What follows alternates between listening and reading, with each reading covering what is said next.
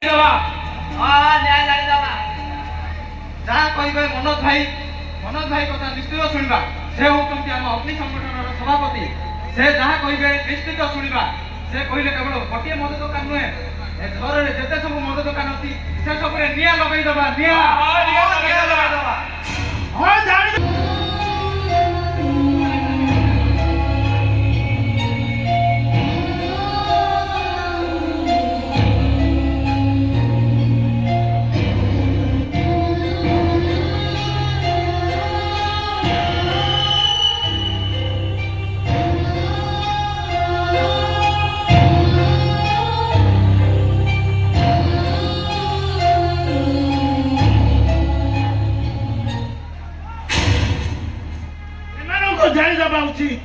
जो मैंने अर्थ रोजगार निशा चोरा मद बेकार कर धरी आनी बीच रास्ता जाईदबा उचित। जो पुलिस प्रशासन जो मैंने लांच नहीं चोरा मद बेपारी मानक साहाय्य कर बीच रास्ता आंठे दबा उचित। देखा या आंदोलन को रोक को भाई बने निशा बेपारी हाय हाय चोरा मद बिक्री बंद करो खटिकिया लोक जीवन सहित खेल खेलवा बंद करो भाई थाना गुड़ा आम कथा शुणुनी थाना गुड़ा प्रमाण देला दरकार नहीं पुलिस रो साहाय्य जदि पुलिस बुलेट मात्र फार्म हाउस को सीज न करते आरे हमें माउसी को भाई आ जदि से कथा जाने धर्म न्याय संपर्क कौन मूल्य न थाए ता छड़ा ए विप्लव जनक भाई नुह समस्त ए मंगल जनक भाई नुह लक्ष लक्ष लोक मंगल पाई चलो भाई मैंने चलो चलो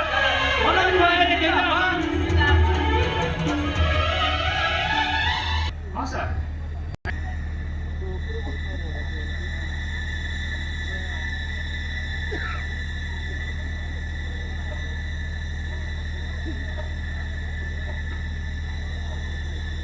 हाँ भाई आपण जिते शीघ्र पार बुलेट महिंद्रा फार्म हाउस पहुंची जाओ भाई। हाँ भाई कई भी नांती आम सुवर्ण सुजोग ना निआ भी लगे देव भाई जल्दी पहुंची जाओ भाई जल्दी पहुंच। हाँ ता लोक मैंने भी पहुंची जाए आज्ञा। हाँ भाई रही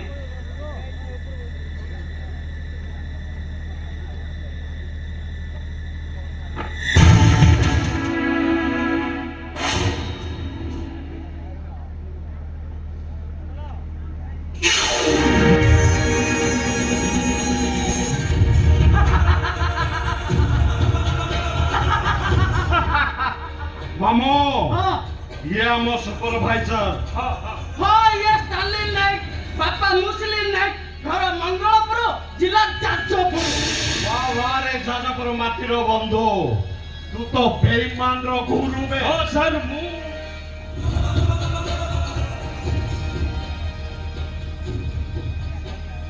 ओ फार्म हाउस रे चाकरी करी मो विरोध रे जाउछो साला जिए तते चाकरी देला जा फार्म हाउस रे तू चाकरी करलु ता पछपट छुरी बुझी देलु साला बेईमान कुत्ता नॉनसेंस मामो मो फार्म हाउस रे चोरा मद तैयारी होची बोले पब्लिक जानिले केमिते तू मल्लु बे सोला अरे सत्य नो पुलिस पाखर में खबर पहुंच सारते सर आपण ठीक समय पहुंची जाइछन्ती सर तमरा। हाँ सर मु स्टालिन नायक सर मु सर आपन कॉल कर इंफॉर्मेशन देती सर एठी चोरा मत कारोबार होउछि सर। गुड हमको मैंने मैंने थैंक्स आज तुम्हारे पारी पुलिस सत्य बड़ा अपराध रो खबर पाई पारे छी तो देखो मु कौन करू छी कौन करिवे नहीं नहीं मु पचाची कौन करिवे ए कारखाना को सीज कर देबे तो कर दो नाते साला कमल रो गोटे बाळ नहीं गले कमल कल बेसी दे दिबो आहुरी 50 100 कारखाना चलची सुनिले तो सर एमाने कोन कहि गले एमानकर आउर एमिति 50 100 कारखाना अछि सर एमान रास्ता होने से कारखाना को एमिति सीज हबो एमाने केमिति शास्ति पाइबे से सब मो दायित्व। सर एमानको अरेस्ट करि नै जानतु सर एमानको लागि हम गार 70 जन मत पीटी सर एमानको तो पिटी नै जानतु सर पिटी भी बना सळे मन तो एमिति पिटा पिटी भी जीवन रे केबे का सहित बेइमान करबे को साहस करबे ने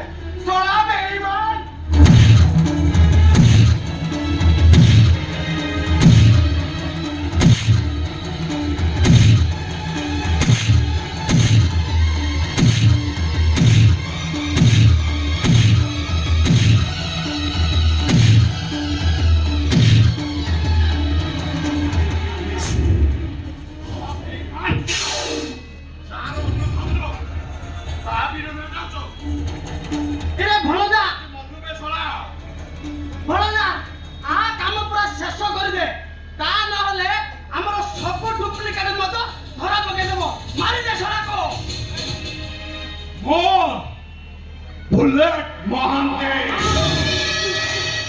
ଏତିକି ଦିଅନ୍ତେ ତାଠାରୁ ଅଧିକ ନିଅନ୍ତେ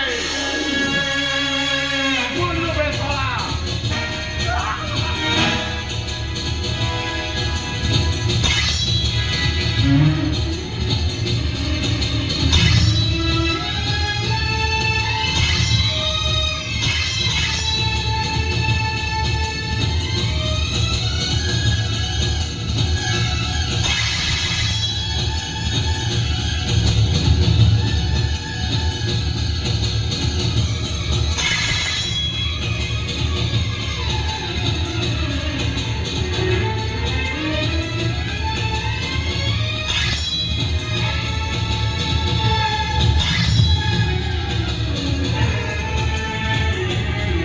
ଚାଲ ଏଠୁ ପଳେଇବା ଚାଲ ଚାଲ, ଚାଲ ଚାଲ। ଚାଲ ଚାଲ।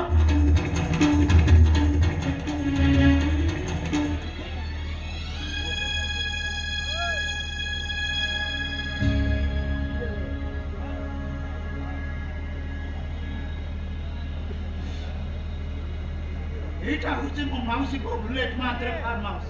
ଷ୍ଟାଲିନ କହିବା ଅନୁସାରେ ଏଇଠି ଚୋରା ମଦ ବେପାର ହୁଏ, କିନ୍ତୁ ସତ୍ୟାସତ୍ୟ ନ ଜାଣି ନିଜ ଭାଇଟାକୁ ବଦନାମ କରିବାଟା ମତେ ଠିକ ହବନି। ମତେ ଆଗ ସତ ମିଛ ଜାଣିବାକୁ ହବ। ୟେସ୍ ଆଇ ମଷ୍ଟ।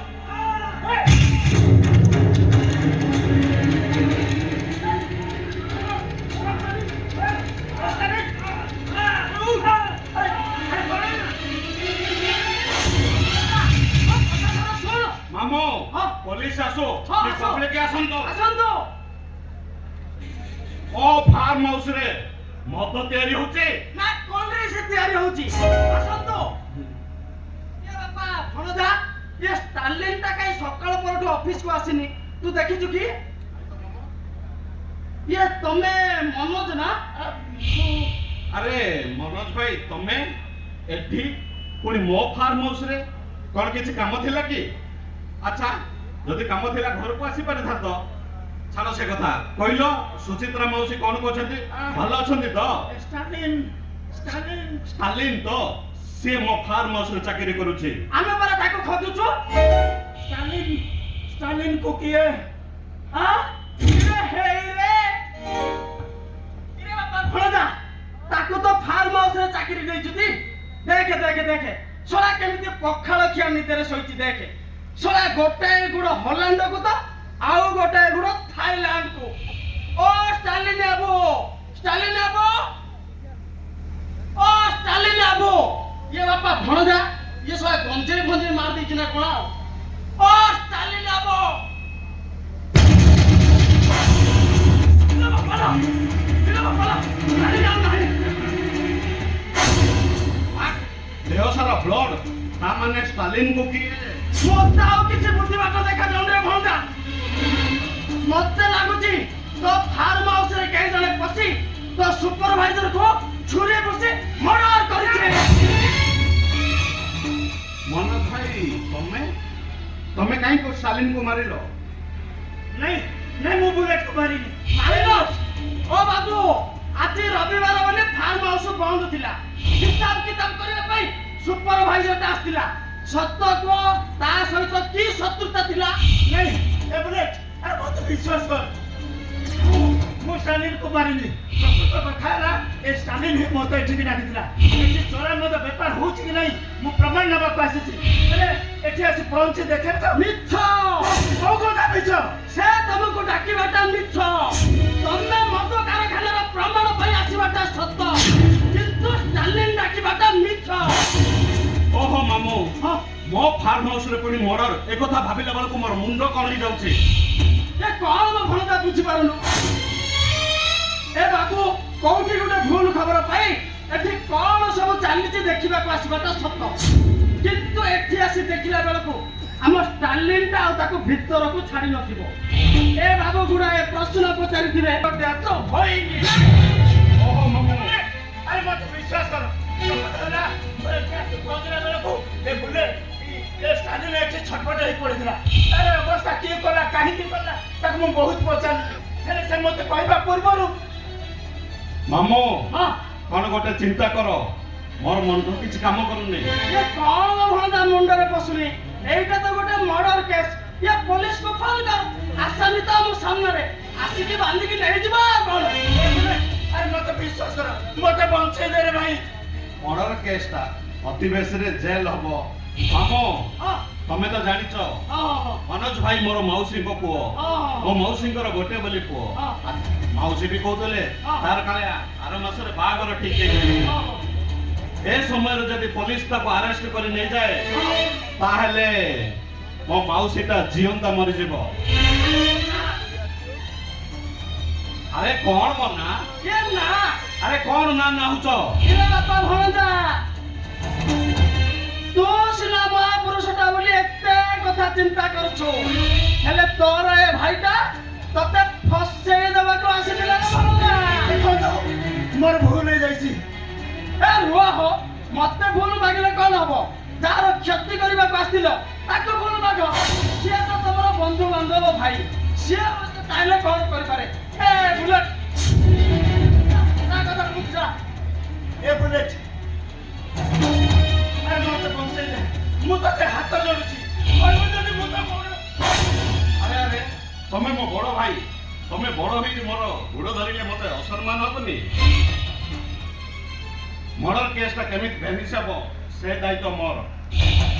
କିନ୍ତୁ ଶୁଣ ଭାଇ, ବାହାରେ ପବ୍ଲିକ ଯେମିତି ଜାଣନ୍ତି ନ ଜାଣନ୍ତି ଶୁଭମ ନାୟକଟା ମର୍ଡର ହେଇଛି ବୋଲି। ଆଉ ଯଦି ପବ୍ଲିକ ଜାଣିବେ ତ ବାଧ୍ୟ ହୋଇ ଆମକୁ କହିବାକୁ ପଡିବ ଶୁଭମ ମହାନ୍ତିକୁ ତମେ ହିଁ ମର୍ଡର କରିଛ। ଆରେ କାହାକୁ କହିବିନି, ମୁଁ ମରିଯିବି ପଛେ ଏ କଥା ମୁଁ କାହାକୁ କହିବି।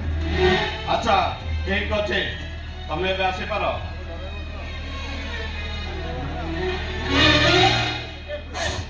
ଆରେ ମୋର କିଛି ହେଇଯିବନି ତ? ଆରେ ମୁଁ କହିଲି ପରା ତମ ପଛରେ ତମର ଭାଇ ବୁଲେଟର ହାତ ଅଛି। ଟେନସନ କିଛି ନବା ନାହିଁ, ଆରାମସେ ଯାଅ। କହିଲି ପରା ଯାଅ।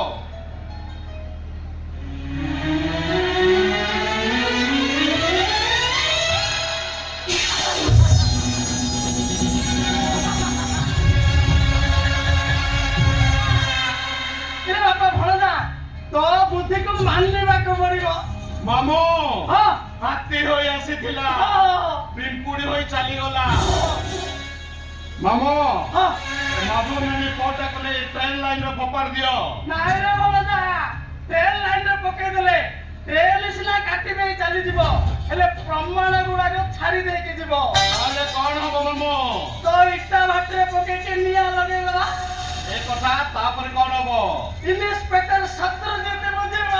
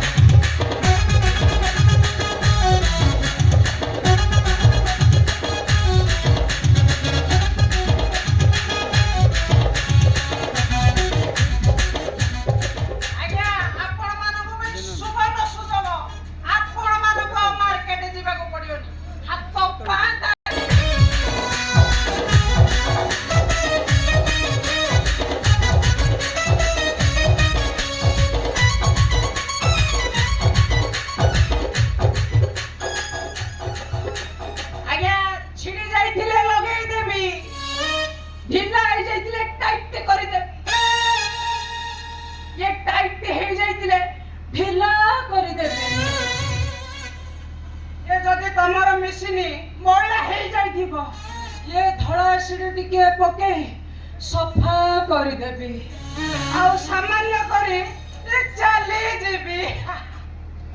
କିଏ ଡାକୁଛ?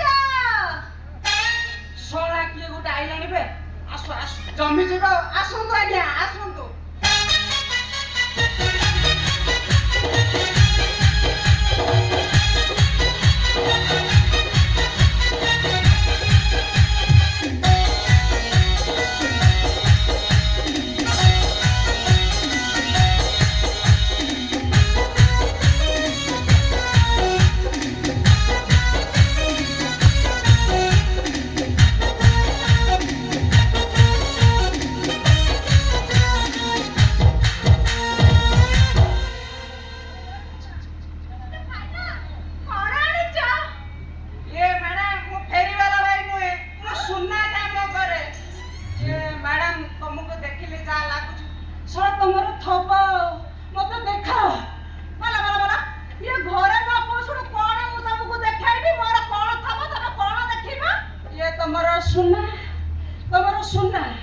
ତମର ସୁନାରେ କଣ ଡିଫେକ୍ଟ ଅଛି ମତେ ଦେଖାଅ ମୁଁ ଏଠି ଠିଆରେ କରିବି ବାବାରେ ବାବା ମୁଁ ଟିକେ ବୁଝିପାରିଲିନି।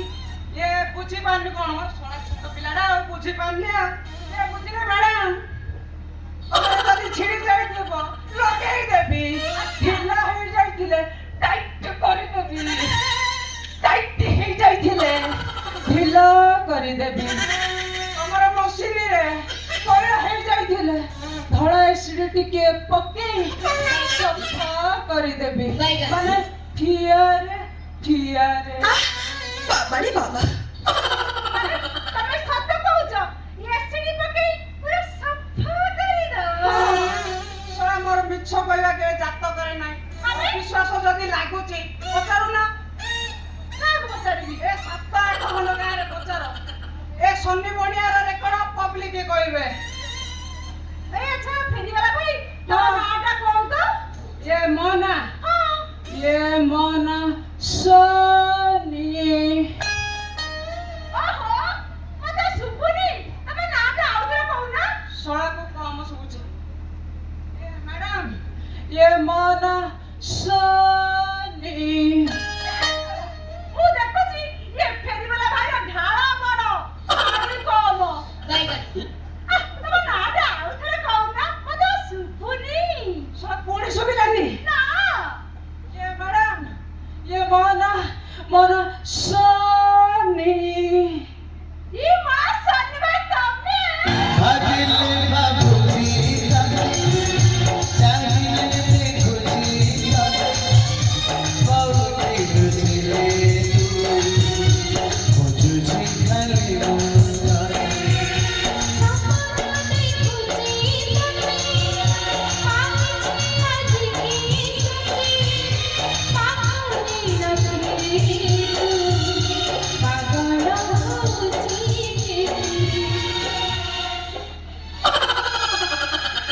ଆଜି ସନ୍ନି ଭାଇ ତମେ କୁଆଡେ ଯାଇଥିଲ?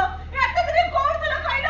ମୁଁ ତମକୁ କେତେ ଖୋଜିଲି। ଏ ସମସ୍ତଙ୍କୁ ପଚାରିଲି ଏ ତମ କଥା କେହି କହିପାରିଲେନି। ଶଳା ମୋ ପାଇଁ ବାଉଳି ହେଇ ଅଛି ଆଉ ହଁ ଏ ମ୍ୟାଡାମ ମୁଁ ନାଇଁ କି ଏ କରୋନାରେ ଆଉ ଗାଁକୁ ଆସିଲିନି ତାପରେ ଆଉ ଯେବେ ଆଇଲି ଆଉ ତୁ ଶଳାଟି ନାହୁଁ ଆଉ ମୁଁ ଗାଁ ଲୋକକୁ ପଚାରିଲି ପଚାରିଲ ଏ ଶଳା କୋଉ ଗାଁ ଲୋକ ତୋ ଖବର ଦେଇ ପାରିଲେନି ପାଇଲେନି। ନା ମୋ ମୁଣ୍ଡ ବାଉଳି ହେଇଗଲା ଶେଷରେ କଣ କରିବି କିଛି ବୁଝିଲି ଗୋଟେ ଆଇଡିଆ ଆଇଲା ଆମେ ଗୋଟେ ଆଇଡିଆ ହଁ, ହଁ, ପାଞ୍ଚ ଛଅଟା ନୁହଁ ତ? ନା ଗୋଟେ ଆଇଡିଆ ତାର କଣ ଦେଲ?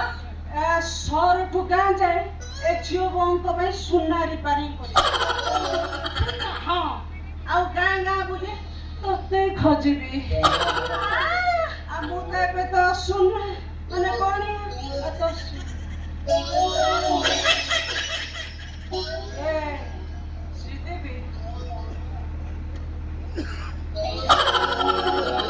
ଶଳା ତୁ କଣ ସବୁ ସାରି ଦେଇଛୁ କଣ ହେଲା? ମୁଁ କଣଟା ସାରିଛି? ଆରେ ମୁଁ କଣ ସାରି ଦେଇଛି ବା?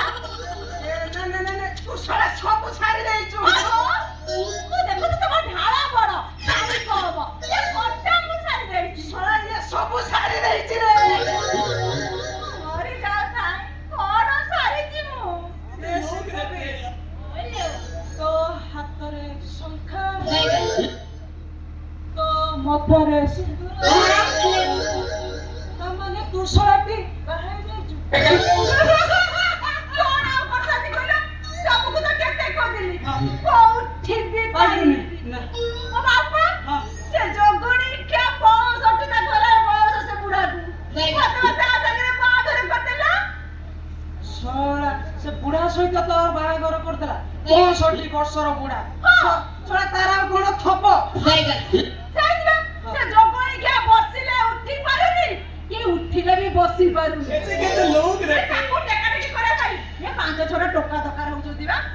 ଏ ଶ୍ରୀଦେବୀ ତୁ ଶଳାଟି ବହୁତ କଷ୍ଟରେ ଥବୁଲ ମୁଁ ତ କଷ୍ଟ ସହିପାରୁନି ନା ଜମା ସହିପାରୁନି କଷ୍ଟ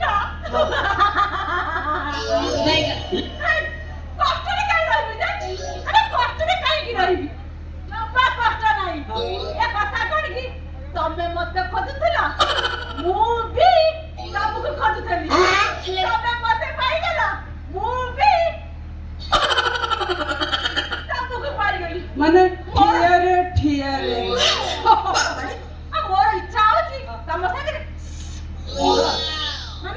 ପଳେଇ ଯିବାକୁ ଏଠି କେତେ ଲୋକ ରେ ଏ ମୋର ବି ଇଚ୍ଛା ହଉছিল ତତେ ନେଇକି ପଳେଇବାକୁ ହେଲେ ସେ ଶଳା ବୁଢା ଆମ ବାଟ ଛାଡିବନି ନା ଜମା ଛାଡିବନି ସେ ବୁଢା କଣ କରିବ ସେ ଯୋଗଣିକା ବାଡି ବସା ଭେଦା ବାଡିଆ ଗାଡସୁଆ ଘଣ୍ଟା କରିବ ମୋର ହେଲେ କଣ କରିବ ମୁଁ ବା ତାକୁ ଦିନକୁ 10-12 ଥର ଉଠ ବସ କରଉଛି ଆଉ ମୁଁ ତାକୁ ହେଇକିନା କହିଲାରୁ ପେଟରେ ମୁତି ପକଉଛି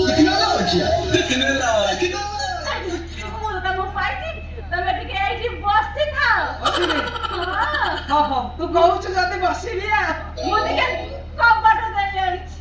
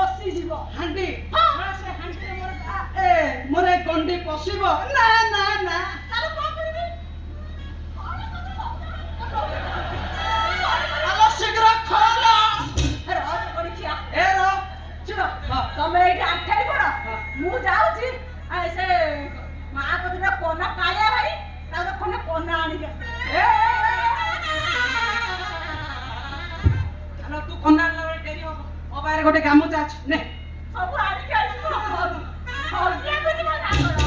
ଆରେ ଶୀଘ୍ର କର ସେ ମୁଏଟା ହେଇକି ଲାଗलो ଖଡା ସଳା ବୁଢା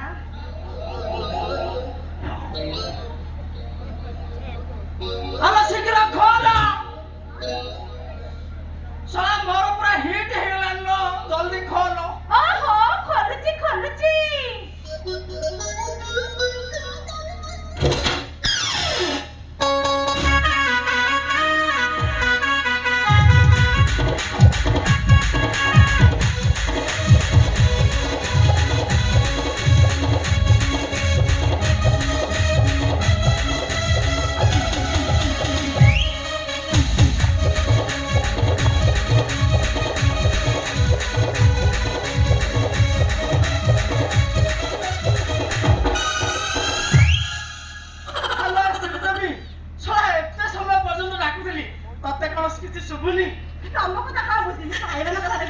हेलो श्रीदेवी तू पर आज केरकेरा देखा जाउछलो सोळा तू जदी एमिति देखा जिवो मो मन कोन संभाळिबो जानलो श्रीदेवी आज बुलेट रो फार्म हाउस रे टिके हले भी काम नथिला मु भाबिली सोळा चौठी राती हला दिनठू तू तो मते आंबो टिके हले धरै देइनु आज टिके मु आंबुलो चाटिबिला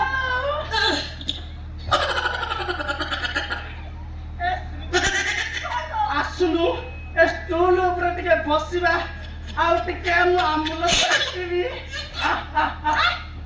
से स्टूल ऊपर का बसिबो से स्टूल ऊपर गोड़ नाही और ओडा गोड़ भांगी जाईची आलो आज सकाळे मु एते बड़ किळा बाडे की जाईथिली छोरा गोड़ भांगी जाईची नाय नाय नाय मोर आज मूड हेची बाले तू जेमिति केरकेरा दिसुचु तोते आज मु छाड़ीबिनी स्टूल ऊपर टिके बसिबा आलो बस आला अभी राय पुआ पत्ती तने ना तेल खाई सोला मोर हिट हेलानी जल्दी आलो कौन है ये लोग जल्दी जल्दी आ, कहाँ से जल्दी आ। आते हैं आहा, आज मुड ହେଇଛି ବେଲା ଆଉ ଛାଡ଼ିବିନି ଏଇଠି ଏଇଠି ଏଇଠି कौन है ये ମୋ लोग? ମଝି ଗୁଟା ପାଖରେ ବଇ ପଡେ ଓହୋ ଆହା ଇଲୋ ଶ୍ରୀଦେବୀ ଶଳା ଷ୍ଟୁଲ ଟା ଏମିତି ଦହଲୁଛି କଣ ଲୋ ନା ମୁଁ ତ କଣ୍ଟା ପିଟିକି ଯାଉଛି ତା ମା ବି ଶଳା ଏତେ ଦର ଦଉଚି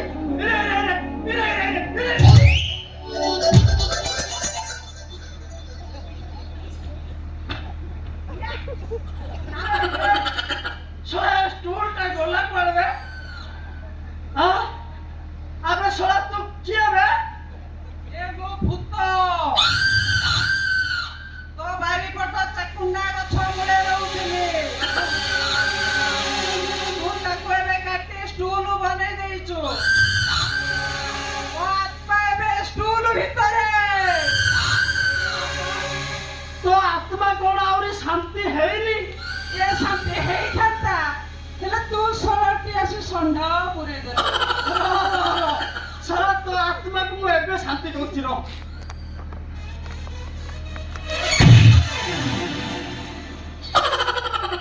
ଶଳା ତୁ କିଏ ବେ ଏ ମଉସା ମୁଁ ବଣିଆ ମୋ ନାଁ ବଣିଆ ଶଳା କଣ କହୁଥିଲୁ ଭୂତ ଏ ଟିକେ ଏମିତି ମଜାକରେ କହିଦେଲି ଆଉ ଶଳା ମୁଁ କଣ ତ ଅଜା ଶଳା ତୋ ଜୋତାରେ ପିଟିବି ଜାଣିଛୁ ବାହାର ବେ ଶଳା ମୋ ଘରୁ ବାହାର ବେ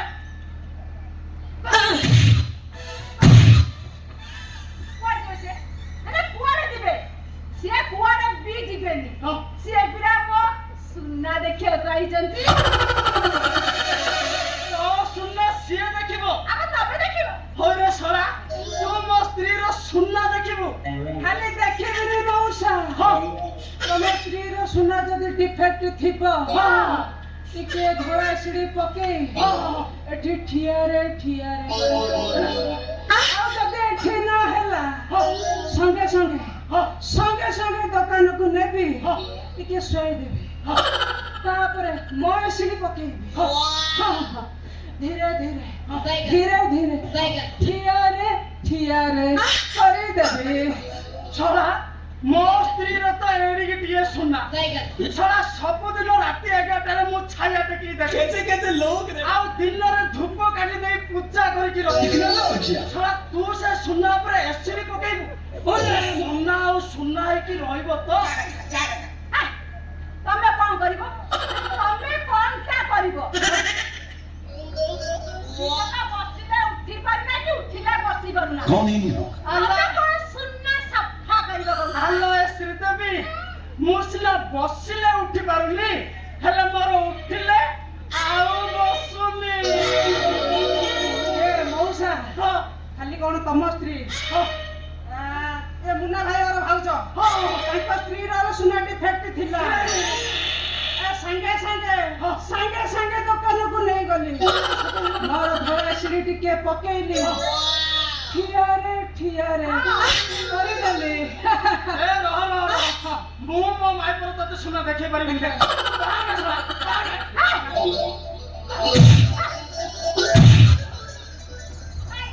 ଖାତାରେ କାଇଁ ମାଛ କହିଲ?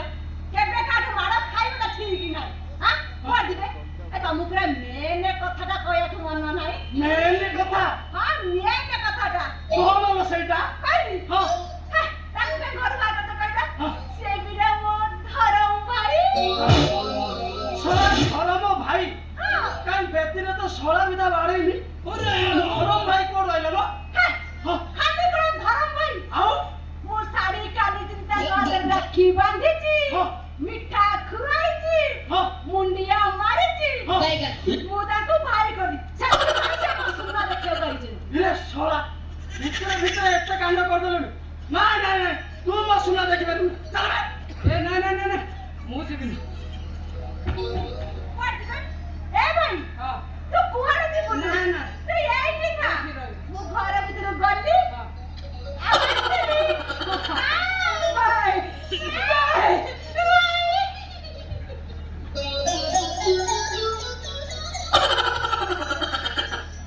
ବୁଝିଲ ମଉସା ହଁ ମୁଁ ଏଲି ଗାଁର ଏକ ନମ୍ବର ବଣିଆ ଏ ଗାଁରେ ଯେତିକି ଭାଉଜ ଅଛନ୍ତି ସମସ୍ତଙ୍କର ସୁନା ମୁଁ ଠିଆରେ ରିପେୟାରିଂ କରେ। ହେ ବାପା ମତେ ତୁ ଆଉ ରଗେନା, ମୁଁ ମୋ ସ୍ତ୍ରୀର ସୁନାକୁ ବାଗେଇ ଦେବି। ତୁ ବାପା ପଳାରେ ବାପା ପଳା। ଓ ମଉସା ତମେ କଣ ବଣିଆ ପା ମୁଁ ସୁନା ବିଷୟରେ ଜାଣିଛି ନା। ଏ ବାପା ତୁ ଯଦି ସୁନା ନ ବାଗେଇ ପାରିବୁ ମୁଁ ମୋ ସୁନାକୁ ନହେଲେ ଏକ୍ସଚେଞ୍ଜ କରିଦେବି ରେ। ଏମିତି ଜମା କରନି। କଣ ପାଇଁ ଜାଣିଛ ନା କାହିଁକି ତମ ସ୍ତ୍ରୀର ସୁନା ଇଏ ସମଥିଙ୍ଗ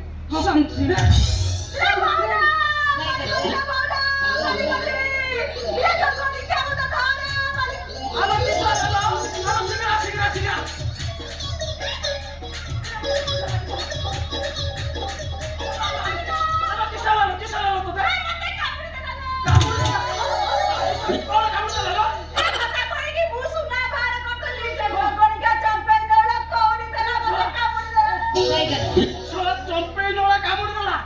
ଶଳା ଚମ୍ପେଇ ନଳା ବିଷ ତ ଭାରି ବିଷାକ୍ତ। ଶଳା ଘଡଘଡି ନ ମାରିଲା ପର୍ଯ୍ୟନ୍ତ ସେ ବିଷ ଛାଡିବନି। ଇରେ ବାପା ଇରେ ଭାଇ ମାନେ କିଏ କୋଉଠି ଅଛ ଆସରେ ମୋ ଭାଇ ଗୋଟାକୁ ଟିକେ ମେଡିକାଲ ନେଇଯିବା। ଇରେ ବାପା ବଢିଆ ମୋ ମାଇ ଗୋଟାକୁ ଟିକେ ମେଡିକାଲ ନେଇଯିବା। କାହାକୁ ଏଇଠି କରିବି। ହେଲେ ଏଇଠି କିଏ ଅଛି ତତେ କରିବ? ମୁଁ ଟିକେ ଆଗରୁ କହୁଥିଲି ନା ମୁଁ ଏ ଗାଁରେ ଏକ ନମ୍ବର ବଣିଆ। ମତେ ଯଦି ଟିକେ ଚାନ୍ସ ଦବ ମୁଁ ସେ ଔଷଧ ଜାଣିଛି।